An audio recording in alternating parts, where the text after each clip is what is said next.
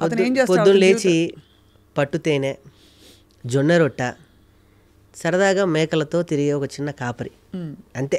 ఈ 3 తరాలు తప్ప ఏమీ తెలియదు. అడవిలో ఏ చెట్టుకు తెలుస్తుందో తనకే తెలుస్తుంది, ఏ పుట్టకు తెలుస్తుందో తనకే తెలుస్తుంది, ఎక్కడ ఒక పట్టు తేనె దొరుకుతుందో ఈయనకే తెలుస్తుంది. వాళ్ళ అంబాడి వాళ్ళు అంతేనండి.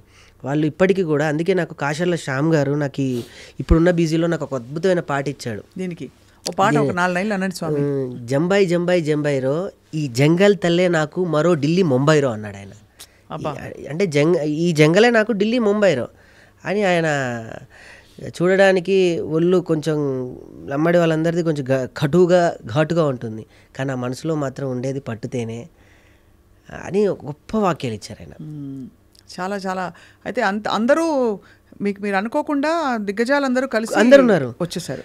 మను గారు నాకు తెలియకుండానే నాకు జబర్దస్త్ జడ్జి ఆయన. నేను వెళ్ళాడగానే పాట పాడాడు ఆయన, ఒక రూపాయి ఛార్జ్ చేయకుండా. కల్పన స్వామి, ప్రతి ఒక్కరు పెద్దవాళ్ళందరూ కూడా. నేను ఇందులో గోరెటెంకన్న గారి గురించి ప్రత్యేకంగా ప్రస్తావించాలి.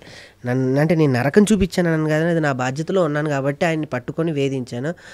ఇందులో టైటిల్ సాంగే తెలంగాణ భౌగోళిక స్వరూపంలో ఉన్నటువంటి ఆ విస్తీర్ణతో కూడిన ఒక్కొక్క జిల్లా గురించి పొగడడం, దాని తర్వాత కవులు కళాకారులు వారి యొక్క గుణగణాలను పొగుడుతూ ఒక పాట. స్వరగతులు పదగతులు పల్లవించిన నేల తేనె రాగాల తెలంగాణ. ఆ పాట మీకు విషయం చెప్పను, సీక్రెట్ చెప్పనా? ఆ పాట నేను గోరటంకన్ గారు రికార్డ్ చేసి నాకు చెప్పారు. స్వరగతులు పదజతులు పల్లవించిన, ఇది మీ ముందు ఆయన ప్రస్తావించమని కూడా. పదగతులు పల్లవించిన నేల తేనె తీయని వీణ రాగాల తెలంగాణ.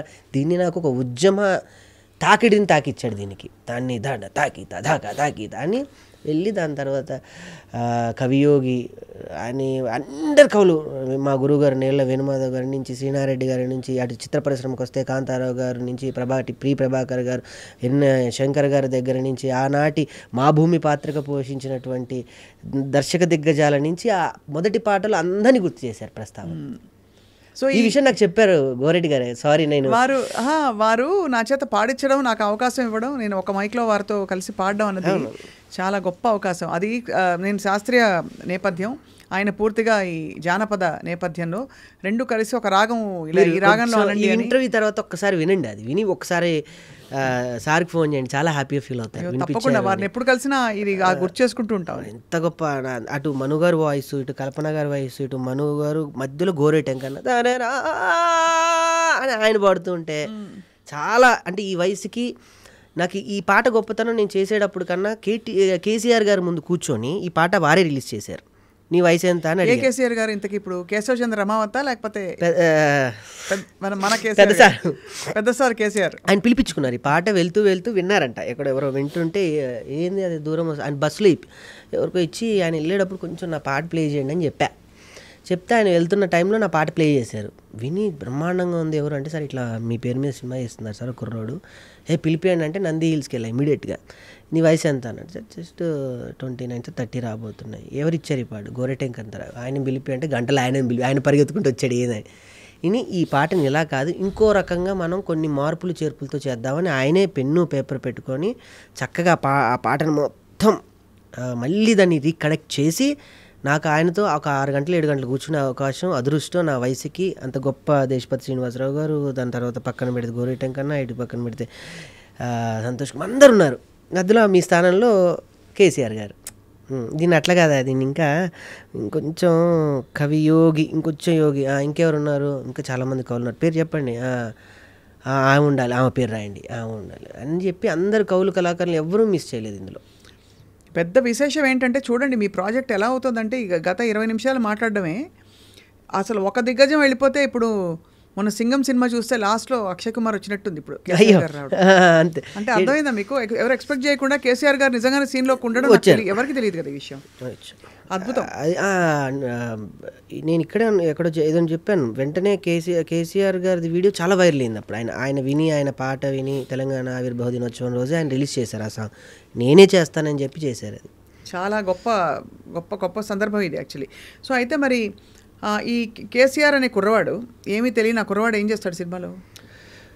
ఊరిని బేసికల్లీ ఊరిని ఖాళీ చేయడం అని అంటే ఇల్లు ఖాళీ చేసినంత ఈజీ కాదు. ఒక ఊరిని ఖాళీ చేయమని గవర్నమెంట్ అధికారులు ఉత్తర్వులు జారీ చేస్తే ఆ ఊరి అంటే బేసికల్లీ ఒక ఇల్లు ఖాళీ చేస్తుంటేనే మనం ఉన్న ఆ స్థలంతోనో లేదా మనం ఉన్న ఆ గదితోనో లేదా మనం ఆ వర్ణంలో ఉన్న దేనితోనో ఒక చిన్న తెలియని ఒక ప్రేమ పెనవేసుకొని పోతుంది. ఈ రూమ్లో నేను ఇలా ఉండేవాడిని, అలా ఉండేవాడిని, ఇక్కడే కూర్చొని టీ తాగేవాడిని.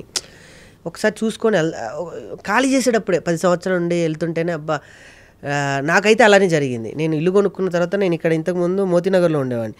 కారు నాది మోతీనగరే వెళ్ళేది, నా ట్రాన్స్ అట్టే వెళ్ళేది కానీ కొత్త ఇంటికి వెళ్ళేది కాదు. అలా నాకు మార్చుకోవడానికి చాలా సమయం పట్టింది. అది కూడా ఒక ఉదాహరణ ఇందులో ఉంది. సో వచ్చి ఊరు ఖాళీ చేయడం అంటే ఇల్లు ఖాళీ చేసినంత ఈజీగా స్వామి. ఊరు పోతుందంటే ఊపిరిపోయినంత పని అయిపోతుంది. మా తాతలు మా ముత్తాతలు అందరూ కూడా ఈ మట్టిలోనే కలిశారు, రేపు మేము కూడా ఈ మట్టిలోనే కలవాలి. మట్టి అంటే అమ్మ కాదు, అమ్మల్ని పుట్టించిన అమ్మ ఈ మట్టి తల్లి. మట్టిని ఎలా వెళ్తాం సారు, మమ్మల్ని వదిలేయండి సారు, లేదా దీని మీద నుంచి అదునా అభివృద్ధి ఏం అభివృద్ధి సారు, మట్టి తల్లిని తొక్కి చేసే అభివృద్ధి మాకెందుకు సారు అని ఆ ఊరు పడే బాధ నుంచి పుట్టిన కుర్రోడు. వాడికి ఏం తెలియట్లే, అందరూ మాట్లాడుకుంటున్నాడు కానీ ఈ కుర్రోడే రేపు ఏదో చేయబోతున్నాడు అన్న విషయం వీళ్ళకి తెలియదు. అలా ఏదో చేస్తాడు సినిమాలో, ఒక అద్భుతం చేస్తాడు. అదే కేసీఆర్ అంటే మామూలుగా ఉండకూడదు, హీరోయిక్గా ఉండాలి. అంతే. సంగీతం ఎవరు వహించారు దీనికి? చరణ్ అర్జున్ గారు అండి. చరణ్ అర్జున్ గారు ఇంతకుముందు విమానం సినిమాతో బ్యాక్గ్రౌండ్ స్కోప్ అద్భుతంగా ఇచ్చాడు. విమానంలో అన్ని పాటలు అద్భుతంగా తనే ఇచ్చాడు. ఇంతకుముందు స్టైల్లో రా రా రా రా రమ్మంటున్న రణరంగంలో ఆ పాటలు కానీ, ఇదేమిటమ్మా మాయా మాయా చరణ్ అర్జున్ గారు. ఇప్పుడు ఆయనదే ట్రెండ్ నడుస్తుంది. ఆయన నాకు ఎట్లా కనెక్ట్ అంటే ఏ పల్లె పిల్లోడు అనే పాట కేసీఆర్ గారిది ఆయనే చేశారు. ఆయన అన్ని తత్వాలతో కూడిన పాటలు చేస్తూ ఉంటాడు చరణ్ అర్జున్ గారు. ఆయన్ని పట్టుకొని నాకు చేసి పెట్టాలి అంటే బ్యూటిఫుల్ సాంగ్స్ 4 ఇచ్చారు. ఫస్ట్ సాంగ్ వచ్చి యాడీ యాడీ, మీకు ముందు లంబాడీ భాష మీద ఉండేది, కాశీలో శ్యామ్ గారు రాశారు. మా సొంత అన్న, మా ఊరే వరంగల్. ఆయన ఇప్పుడు ఎవరికి దొరకట్లేదు, పెద్ద పెద్ద వాళ్ళు కథ చెప్పి పాట రాయించుకుందాం అంటే చాలా బిజీ షెడ్యూల్. అలాంటిది నాకు అద్భుతమైన లంబాడీలో ఉన్న నాణ్యాలు ఈ మెల్లో ఉంటాయి. అవును, ఆ నాణాల దగ్గర నుంచి కూడా ఏ పదాన్ని వదిలిపెట్టకుండా అంత అద్భుతంగా పాట రాసిచ్చారు. 2 లైన్లు పాడండి మాకోసం లంబాడీ భాషలో. యాడి యాడి చోటా కేసియారే యాడి యాడి యాడి యాడి మానుకే పతారే యాడి యాడి అని వస్తూ ఉంటుంది. రామ్ మిరియాల గారు వెళ్ళి అడగగానే, ఆయన పెద్ద కళాకారులు, వెళ్ళి అన్నారు చిన్న సినిమా ఆయన పాడారు. తర్వాత విహాని ఒక కొత్త అమ్మాయి ఈ పాట ద్వారా ఇంట్రడ్యూస్ అవుతుంది. రెండో పాట వచ్చేసి మీకు ఫస్టే చెప్పారు, స్వరజతులు గోరెటెంకన్న గారు, అది రాసింది కూడా గోరెటెంకన్న గారు, మీకు తెలిసింది. మూడో పాట చరణ్ అర్జున్ గారు రాశారు. హైదరాబాద్ గురించి బ్రహ్మాండంగా వివరించేటువంటి సాంగ్. సుబే సుబే సూర్యుడి కన్నా ముందే ఉదయిస్తుంది అని. సుబే సుబే సూర్యుడి కన్నా ఉదయిస్తుంది, కన్న తల్లిగా అందరినీ మరపిస్తుంది హైదరాబాద్ అని అదొకటి. లాస్ట్ సాంగ్ కొంచెం సాడ్ అండ్ ప్యాథిక్ సాంగ్. నా జీవితాన్ని నిజంగా అలానే చూసుకున్నట్టు ఉంటుంది, చిన్న పోరాడికి ఎన్ని గోసలో అని అదొక 4 పాటలు బ్రహ్మాండంగా ఇచ్చారు. కొంచెం డబ్బులుంటే ఇంకో పాట కూడా ఉంది కానీ ఇంక మనం అక్కడికే మనది స్థాయి స్తోమత అక్కడ వరకు సరిపోయింది. చాలా బాగుంది. 4 పాటలు అంటే ఇప్పుడైతే ఇవాళ రేపు అంత శ్రద్ధ కూడా పెట్టట్లేదు, సినిమా కథలో వెళ్ళిపోతుంది. బట్ మీరు చెప్తుంటే అర్థమవుతుంది సినిమా తీరుతెన్నులు ఎలా ఉంటాయని చెప్పి. సో స్వామి, మరి జబర్దస్త్లో మంచి హాయి అయిన ప్రయాణం కదా? చాలా.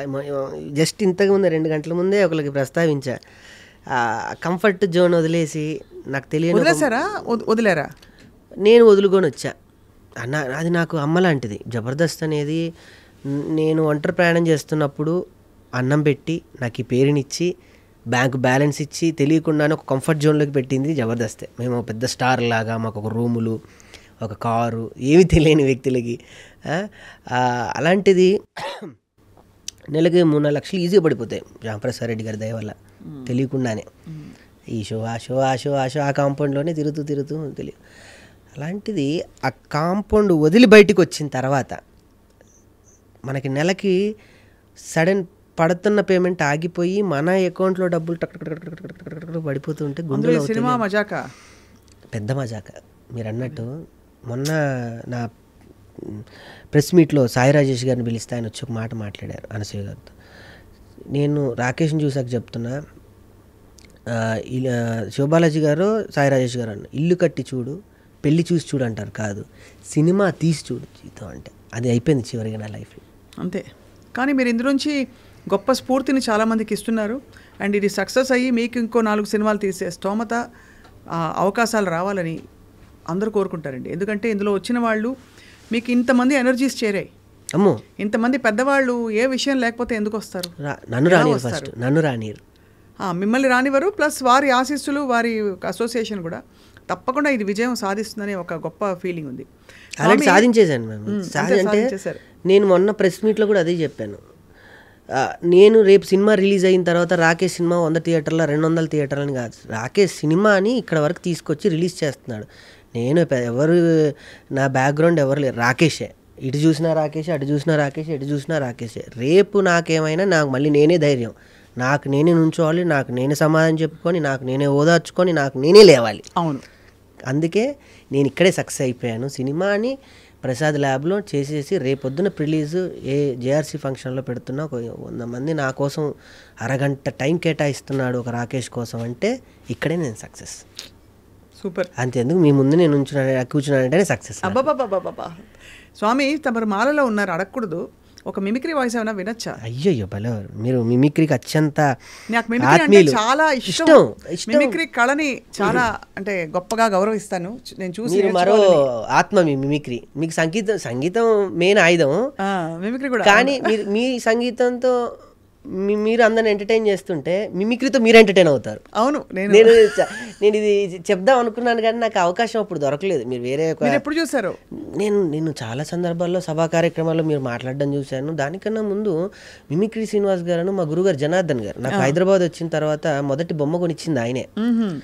కొనియడం కాదు పాపం, ఆయన ఇంట్లో ఉంటే తీసుకొచ్చి బొమ్మను వాడుకొని ఇచ్చేసాడు. అదే ఆయన చాలా చాలా ప్రోత్సహిస్తారు వెంట్రులాక్విజం అండ్ మిమిక్రీ కళాకారులు. అలా నన్ను నేను అమెరికా ఇంటర్నేషనల్ వెంట్రులాక్విజం ఫెస్టివల్స్లోకి వెళ్ళినా కూడా నేను కళాకారుడుగానే నేను అలా ఉండిపోవాలనే అనుకున్నాను తప్ప గ్రేట్. ఆయన ఎప్పుడు అంటూ ఉన్నాడు, ఒక వెంట్రులాక్విస్ట్, ఒక మిమిక్రీ ఆర్టిస్ట్ ఏడా